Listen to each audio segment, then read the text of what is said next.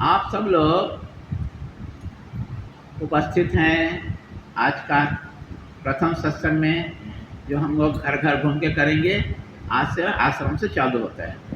हाँ, कल जिसके यहाँ बताएंगे उसके यहाँ करेंगे हम जो। तो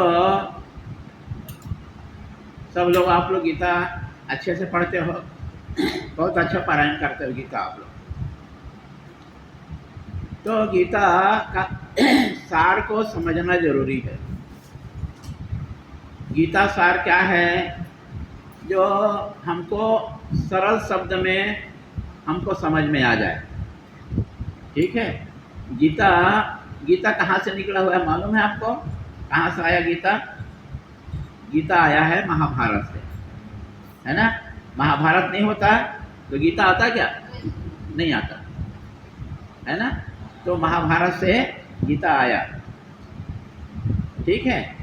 गीता क्यों आया? क्योंकि हम सब सांसारिक लोग हैं।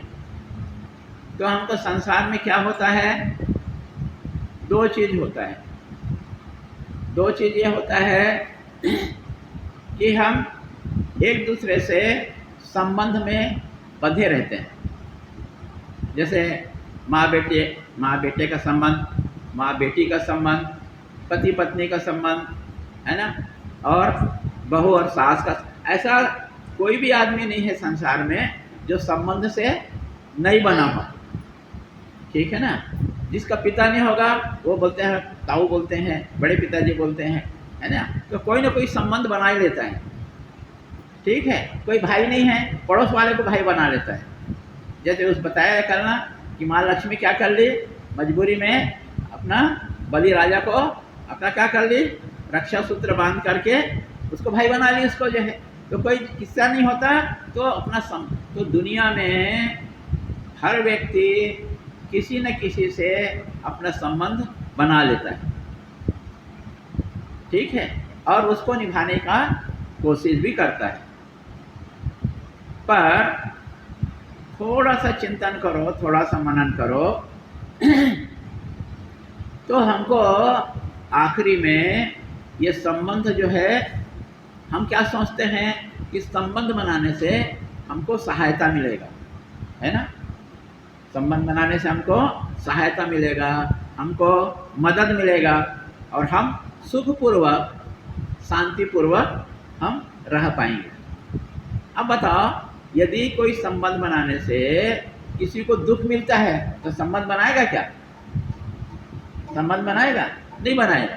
अब जैसे एक माँ है, ठीक है, एक माँ है, वो अपने पुत्र से क्या आशा करती है कि बोलती है जब मैं बुढ़ी हो जाऊंगी, बुढ़ी हो जाएंगे तो ये बच्चा हमको क्या करेगा, पालन पोषण करेगा। ये उसका स्वार्थ रहता है कि नहीं रहता?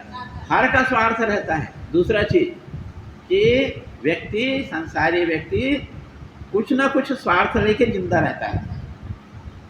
पत्नी का स्वार्थ रहता है कि उसके पति से उसका स्वार्थ पूर्ति होते रहे, और जिस दिन पति उसकी स्वार्थ पूर्ति नहीं करेगा तो उसके साथ रहेगी क्या? नहीं रहेगी। तलाक क्यों हो रहा है आजकल? एक दूसरे के हिसाब से चल नहीं पा रहे हैं और एक दूसरे का स्वार्थ का पूर्ति नहीं हो पा रहे हैं, इस कारण से तलाक हो रहा है ना। तो संसार में दो चीज़ है, एक तो संबंध बना के रखना। क्यों बनाना संबंध? कि हमको उससे सुख मिलेगा, हमको उससे शांति मिलेगा, हमको उससे आनंद मिलेगा। ठीक है। पर एक बात है, माँ बहुत कम स्वार्थी होती है दूसरे के तुलना में, है कि नहीं? क्योंकि 9 महीना पेट में रखती है ना, और कितना भी दुर्गुण है वो सहती है वो जो है। फिर भी यदि अति करता है लड़का, है ना, लड़का अति करता है, यदि रोज उसको मारेगा, माँ को मारेगा, ठीक है, रोज गाली देगा, तो क्या होता है? अंत में माँ के मुँह से निकल ही जाता है, अरे अच्छा हुआ, अच्छा होता ये तेरे को बचपन में ही मैं तेरे को मार देती। जब दिल दुखता है, ऐसा माँ कभी भी श्राप नहीं देती, पर जब ज़्यादा कष्ट हो जाता है बोल देती कि नहीं बोलती? अरे तेरे तो उसी समय में मार देना था तेरे को, ऐसा कभी कभी बोल देती, श्राप दे देती कभी कभी। है ना। तो दो चीज़ है दुनिया में, एक तो संबंध चाहता है आदमी और संबंध को निभाना चाहता है। क्यों चाहता है? कि हमको सुख मिले, हमको शांति मिले, हमको आनंद मिले। पर वो यही माया है, भगवान का यही माया है जो हमको लपेट के रखता है, हमको बांध के रखता है। ठीक है। पर जैसे वो माँ जो है, जो बहुत ज़्यादा जब मारता पीटता है तो उसको दुख होता है तो श्राप देती है और बोलती भी है अच्छा होता मैं तुमको बचपन में तुमको मार देती, है कि नहीं। तो क्या हुआ, जिस लड़के से वो सुख का आशा करती है वही लड़का इसे दुख दे रहा है, कभी मिल जाता है ना। तो हम अक्सर ये भूल जाते हैं कि जो जिससे हम संबंध कायम करके रखते हैं अंततः वह दुख देने वाला ही होता है। क्या होता है? दुख देने वाला होता है। ठीक है, दुख ही मिलता है। हम अपने पत्नी को कितना प्यार करते हैं, पर वो जब बात नहीं मानती है, ठीक है, सास ससुर को तंग करती है और कोई दूसरे पुरुष से संबंध करती है तो दुख होगा कि नहीं होगा? होगा ना। तो अंततः संसार यही है, जिससे हम सुख का कामना करते हैं, जिससे कामना करते हैं वो अंत क्या होता है? दुख देने वाला ही होता है। पति से बहुत प्यार करते हैं, ठीक है, पति हमको छोड़ के स्वर्गवासी हो जाता है तो हमको सुख मिलेगा, दुख मिलेगा? दुख मिलेगा, है कि नहीं। जवान लड़का है, हम बहुत प्यार करते हैं, पर जवानी में मर जाता है वो, तो हमको सुख मिलता है कि दुख मिलता है? दुख मिलता है। पर कभी भी हम ये विवेक का प्रयोग नहीं करते कि जिसको हम प्यार करते हैं वो हमको एक दिन छूटने वाला है, कभी नहीं सोचते हैं। भाई जब आप पैदा हुए थे तभी से आपको मालूम है हमको मरना एक दिन है, नहीं मालूम है? सबको मालूम है जी कि हमको एक दिन मरना है, एक दिन संसार को छोड़ के जाना है, सबको मालूम है, ठीक है। पर जब हमारे सामने हो जाता है, हमारा पति छोड़ के चला जाता है, बहुत दुख लगता है।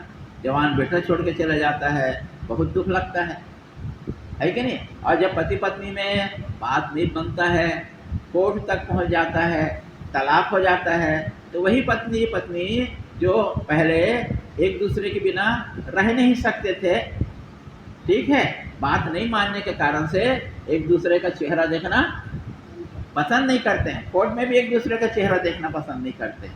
तो यह सब क्यों हो रहा है? ये हो रहा है हमारे मन के कारण से हो रहा है। हम मन को मना नहीं कर पा रहे, ठीक है, मन को मना नहीं पा रहे हैं। तो एक हिंदी में बोलते हैं बैरागी, क्या बोलते हैं? बैरागी, ठीक है, बैरागी बोलते हैं। तो यहाँ इस क्षेत्र में बैरागी उसको बोलते हैं जो ऐसा तीन टीका लगाता है, ठीक है, सफ़ेद कपड़ा पहनता है और घर घर में भिक्षा मांग करके अपने पेट को भरता है, ठीक है, उसको बैरागी बोलते हैं। उसको मतलब जिसमें बैरागी मतलब राग का अभाव। किसका अभाव?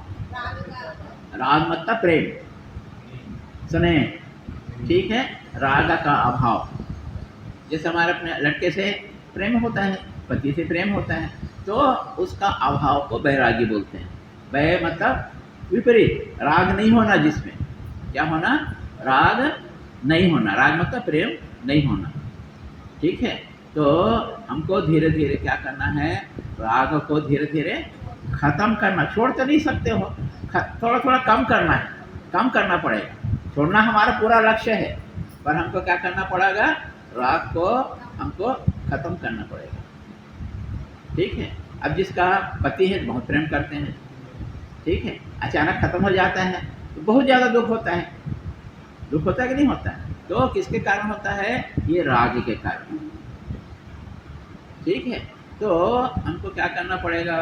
राग को कम करना पड़ेगा। तो अर्जुन को राग हो गया था, मोह हो गया था, ममता हो गया था। ये देखो ये सब मेरे बंधु लोग हैं, है ना, कोई दादा है, कोई गुरु है, कोई हमारे भाई हैं, ये सब लोग जो है अपना अपना स्वार्थ के लिए। स्वार्थ क्या है? राज्य। क्या था? लड़ाई क्यों हुआ था? राज्य के लिए हुआ था। जुआ में यही बात हुआ था कि 12 वर्ष का वनवास, 1 साल का गुप्तवास, वो जो करके आया तो राज्य को लौटा देंगे, पर राज्य तो लौटाया नहीं गया। ठीक है, नहीं लौटाया नहीं गया तो क्या हुआ, मांगे नहीं दिए। तो देखो कृष्ण भगवान क्या किए, शांति दूत बन के गए, शांति की स्थापना करने के लिए गए। जब बोला उसने दुर्योधन ने कि 1 सुई के बराबर जमीन नहीं दूंगा, तो कृष्ण भगवान बोले, पहले बोले थे कि भाई तुम एक काम करो, राज्य नहीं देते हो तो कम से कम 5 पांडव के लिए क्या कर दो, 5 गांव दे दो, है ना। उसको भी इनकार कर, 1 सुई के बराबर भी जमीन नहीं दूंगा बोल दिए। तब शांति की बात खत्म हो गया। तो वैसे ही हमको अपने परिवार में शांति स्थापन करना चाहिए, नहीं तो क्या होगा, युद्ध होगा। इसमें जो जब विचार नहीं मिलेगा, चाहे पति पत्नी में हो, चाहे सास ससुर में हो, सास बहू में हो, विचार का मिलना अति आवश्यक है। ठीक है, बहुत जरूरी विचार का मिलना। और सिर्फ एक ही चीज़ है, सामने वाला नहीं समझता है तो हमको तो समझना चाहिए। सामने वाला बुद्धू है तो हम तो विवेकवान हैं, हमको समझना चाहिए। ठीक है, तो इस कारण से स्वामी शिवानंद जी महाराज बोलते हैं एडजस्ट, क्या बोलते हैं, तालमेल बैठा के रखना। किसके बीच में, सब के बीच में, जिससे जिसका आपका संबंध आया था ना, जिसके जिसके बीच में आपका संबंध है उसके बीच में हमको तालमेल बैठा के रखना। जैसा ये लड़की जो है काम करती है ना, तो इसका जो मैनेजर होगा, जो इसका मालिक होगा, उसे तालमेल बैठाना पड़ेगा नहीं बैठाना पड़ेगा, है ना। सुजाता को उसका पति मालिक है तो उसे तालमेल बैठाना पड़ेगा नहीं बैठाना पड़ेगा, हर के साथ। अब पड़ोसी में रहती है, पड़ोस में जो भी होगा उसके साथ उसको तालमेल बैठाना पड़ेगा नहीं बैठाना पड़ेगा, बैठाना पड़ेगा। नहीं तो क्या होगा, तालमेल नहीं बैठाओगे, पड़ोसी के साथ में रोज जो है गाली गलौज होगा, लड़ाई झगड़ा होगा। पति के साथ में तालमेल नहीं बैठाओगे, रोज पति के साथ में लड़ाई झगड़ा होगा। माँ बेटे में तालमेल नहीं बैठा पाओगे तो रोज माँ बेटे में लड़ाई होगा। तो हमको क्या करना है, एक चीज़ सीखना है। वो चीज़ क्या सीखना है, क्या चीज़ सीखना हो जाता, तालमेल बैठाना। क्या करना है, तालमेल बैठा, ये व्यवहारिक कला है। इसी कारण स्वामी शिवानंद जी बोलते हैं कि हमको क्या करना चाहिए, व्यवहारिक दुनिया में तालमेल बैठा करके रखना चाहिए, है ना। यदि आपको सुखी होना है, तो यदि आपको शांतिपूर्वक जीवन व्यतीत करना है, तो आपको तालमेल बैठा करके रखना पड़ेगा।